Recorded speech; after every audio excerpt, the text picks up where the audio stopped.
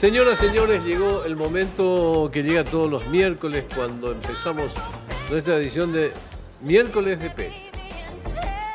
Vamos directo, me dicen. Bueno, tampoco sé si todos los miércoles.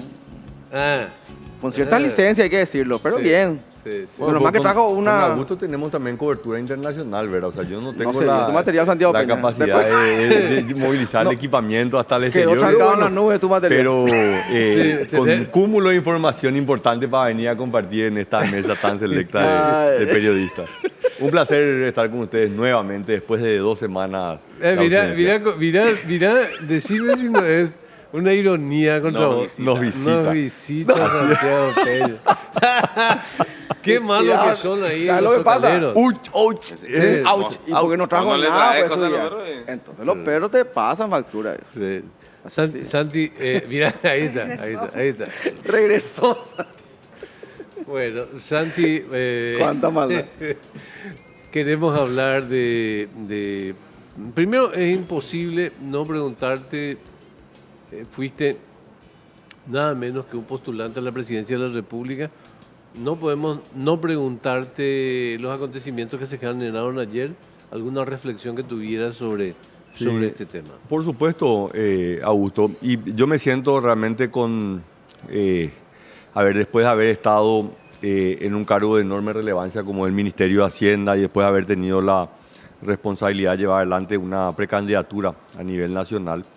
Y yo llegué de alguna manera al gobierno, yo era un funcionario público, yo no lo conocía al presidente de la República, pero sí conozco de lo que ha sido el trabajo que ha hecho. Y mi análisis es que el expresidente Horacio Cartes es probablemente la figura que ha sido más analizada en la historia del Paraguay, previa a su llegada a la presidencia, durante su presidencia y luego de haber dejado la presidencia. Y nunca se ha podido demostrar ninguna de las acusaciones que han sido de lo más disparatadas posible, que muchas de estas han sido sentencias por la prensa en la tapa de los diarios y después con los días se van desdibujando esas acusaciones. Lo que tenemos hoy es que el presidente Horacio Cartes en los 5 años de mandato ha llevado adelante probablemente la mejor gestión política y económica en la historia del Paraguay.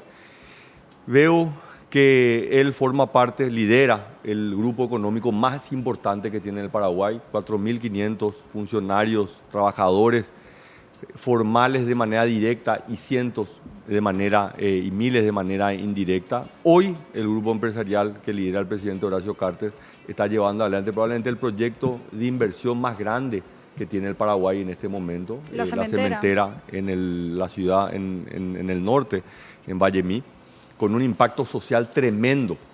Entonces, nos ponemos a pensar, ¿y cómo es posible que sigamos hablando de estas cuestiones del lavallato y siguen surgiendo acusaciones, en este caso ya esto que sale de la justicia brasilera, y qué contradictorio que le tratan de vincular con el caso del lavallato, cuando el caso del lavallato sabemos que tiene su epicentro en lo que fue la corrupción generada desde una empresa brasilera, en este caso Odebrecht, o casualidad esa empresa Odebrecht que vino al Paraguay, que instaló una oficina, pero no se presentó a una sola licitación, justamente al inicio del gobierno del presidente Horacio Cartes, ¿verdad? Y lo que voy a contar es algo que lo he hablado ya en varias oportunidades, y la realidad es que Odebrecht no participó en obras porque Paraguay no le dio las concesiones que ellos pedían y conseguían en otros países y que llevó a los escándalos que han habido. El planteamiento de ellos venía de la siguiente manera. Ellos decían, nosotros venimos a hacer las obras, tenemos una empresa gigantesca. Estamos hablando de Odebrecht. Odebrecht es como que estamos hablando en el 2013, era como hablarte de Apple o como hablarte de Microsoft. O sea, era la empresa más importante de América Latina, una de las mayores constructoras del mundo. Marcelo Odebrecht era prácticamente una eminencia, el gurú de los negocios.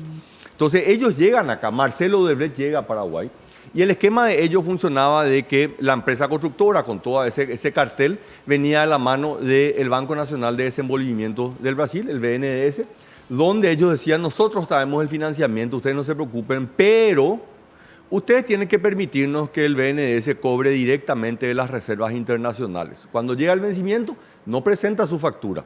Directamente aprieta un botón y descuenta de la cuenta del Banco Central del Paraguay. Y nosotros le dijimos, no se puede. No, ¿cómo no se puede? Nosotros hacemos eso en todos los países. Bueno, pueden hacerlo en todos los países, en Paraguay no se puede. Ahí te digo, nosotros eso hacemos en Perú, en tal parte, en tal parte. Así mismo, y nos venían a explicar, pero yo me acuerdo porque yo era director del Banco Central, me reuní con ellos, le expliqué, cuando obviamente ellos cuestionaban, le expliqué al presidente de la República, el presidente de la República me dijo, perfecto, Santiago, tienen que competir como cualquier otro oferente.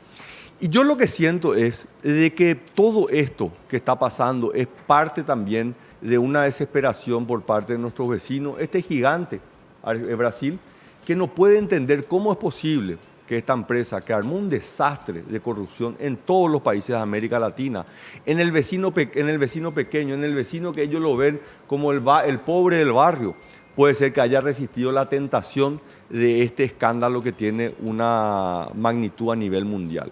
Y la realidad es que se resistió. Paraguay se puso firme en ese tema. Entonces nosotros hoy no estamos vinculados, no tenemos los problemas que han tenido en Perú, por ejemplo, presidentes que están presos, presidentes que han tenido problemas hasta el punto de llegar a suicidarse, el caso de Alan García. Entonces yo creo que, por supuesto, esto va a tener que llevar su curso y creo que quedó muy claramente que el presidente tiene toda la predisposición para sentarse. Los abogados ya están en contacto con la causa en el Brasil. Pero yo creo que es importante poner en perspectiva esto, ¿verdad? Horacio Cartes fue, es y seguirá siendo un factor muy importante dentro de la economía paraguaya y dentro de la política paraguaya.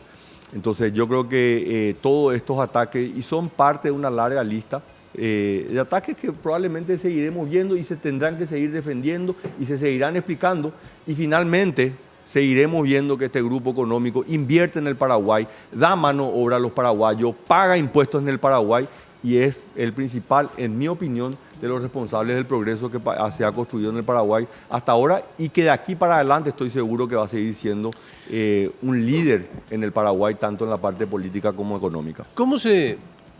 Quiero aprovechar el hecho que estuviste en Washington y estuviste en una mesa de análisis. ¿Cómo se está percibiendo? Incluso si querés relacionar esto con el contexto latinoamericano. Mira, estuve el viernes y sábado de la semana pasada participando en un seminario de 2 días en la Universidad George Washington, donde confluyeron referentes de América Latina y de Estados Unidos. Había un ex asesor de la Casa Blanca en materia del hemisferio occidental, el principal responsable de América Latina, Dan Restrepo, donde estuvieron explicando un poco cómo ve cómo ve la Casa Blanca de Estados Unidos, América Latina. Y hay una frase que a mí me quedó muy marcado, ¿verdad? Que es que la política de Estados Unidos comienza en Cuba y termina en Cuba. O sea, el interés principal que tiene la política exterior de Estados Unidos es principalmente en Cuba y en el gobierno que estamos actualmente en Estados Unidos, que está ahora, hay una fuerte influencia de esa emigración cubano-americana, entonces hay mucho interés en qué es lo que pasa ahí. Y eso sí tiene derivaciones en países de Sudamérica, ¿verdad? El caso de Venezuela, el caso de Bolivia, que hoy está en el tapete a nivel internacional. Pero el punto más importante es que ven a Paraguay. Te interrumpo brevemente nomás. Quizás también porque un mito de gobierno. El mito de gobierno es aquello que se instala como un paradigma de determinado gobierno que quiere terminar su periodo con un deber cumplido, ¿verdad? Y normalmente se tiene 3 o 4 o 5 mitos de gobierno. Un mito de gobierno de Trump es justamente el cambio en Cuba. Sí. Y esa es la cuestión, eso es lo que mueve. Digamos. Exactamente, entonces yo creo que nosotros muchas veces queremos creer de que Estados Unidos está mirando a la región y la verdad que no está mirando. Nosotros somos una segunda derivada de qué es lo que ocurre y el impacto que tiene las relaciones con Cuba.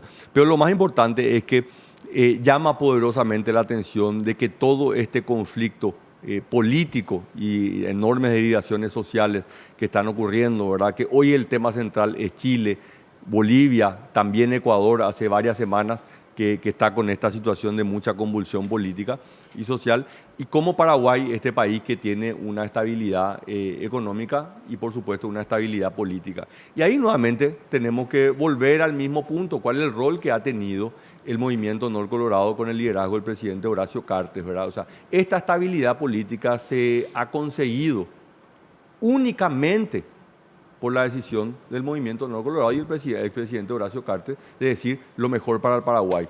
Acompañemos todas las propuestas que sean necesarias. Acá podemos hablar de todos los proyectos de ley de financiamiento para obra pública que han sido aprobados, lo que ha sido la discusión del presupuesto por la bicameral primero y luego por la Cámara de Diputados, y hoy que se está acompañando también desde la Cámara de Senadores.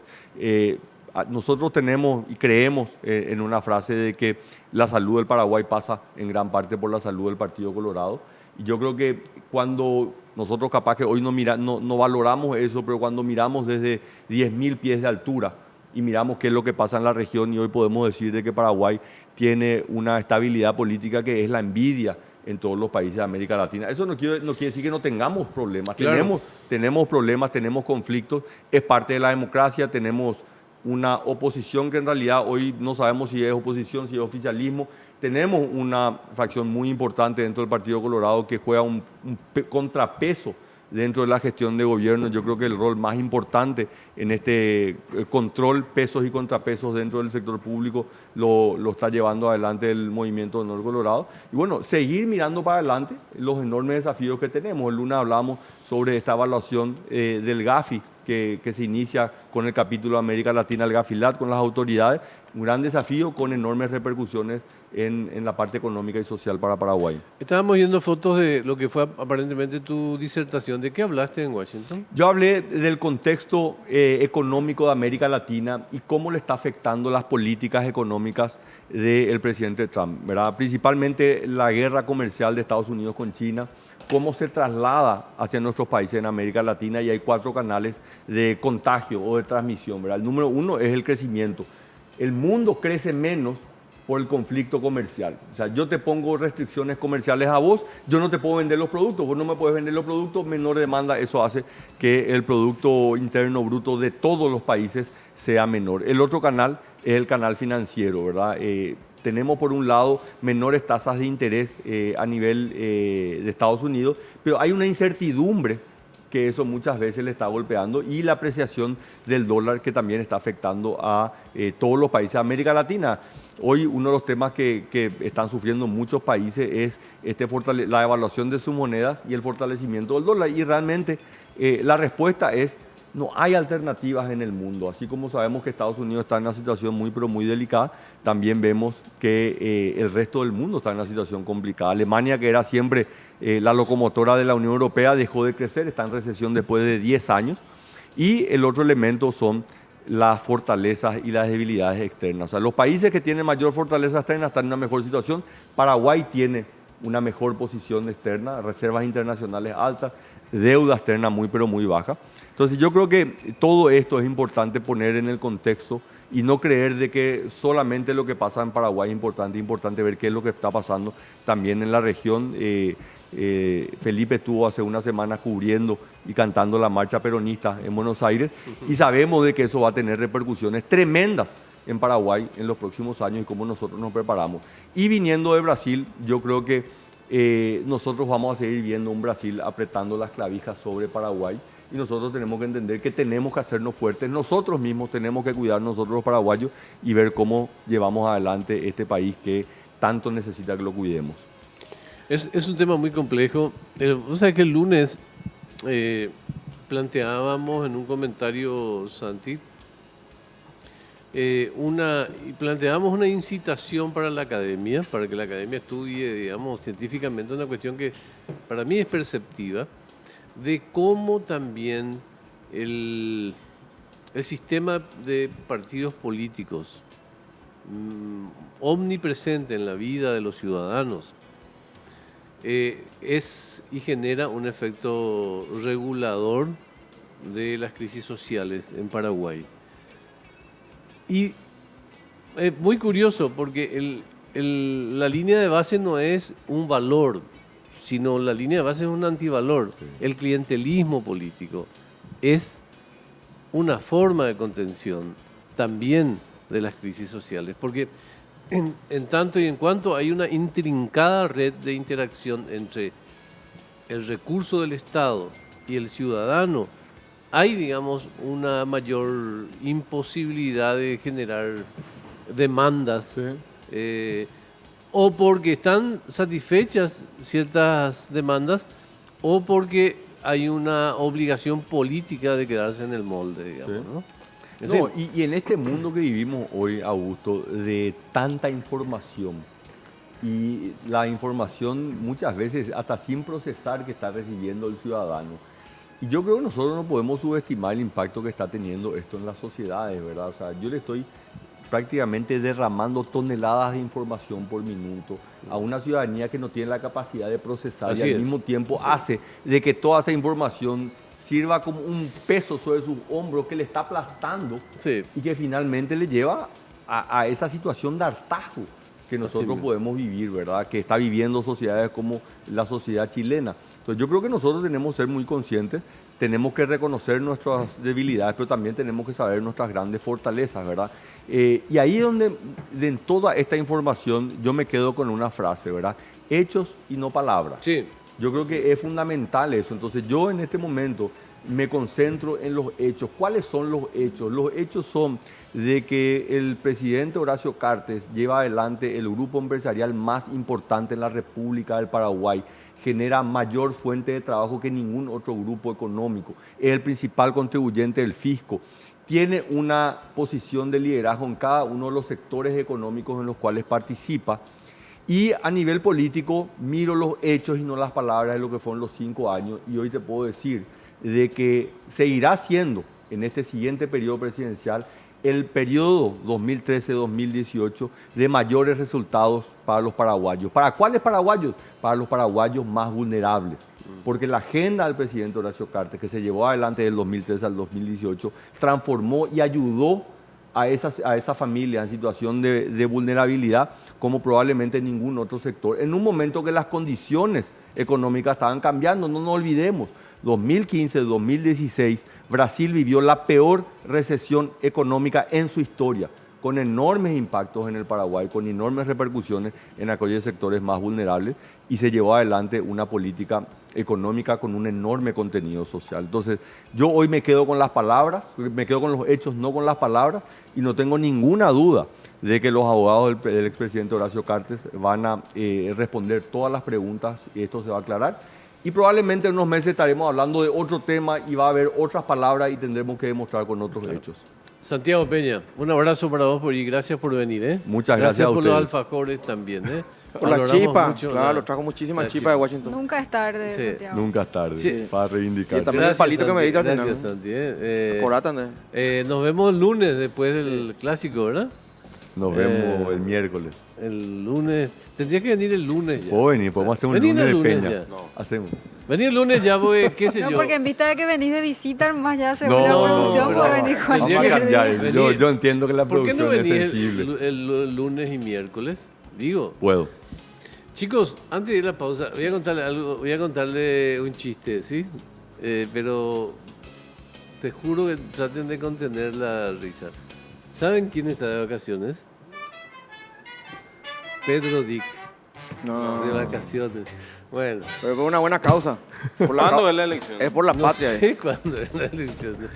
Pero Pedro Dick de vacaciones es, ¿verdad? Es un hecho, es un hecho. Es un hecho. Hecho, no Confuso, palabras. pero hecho. Es casi una, ¿cómo se dice? Una redundancia, ¿verdad? Una redundancia. Bueno, tenemos que hacer una pausa y ya volvemos. Órale.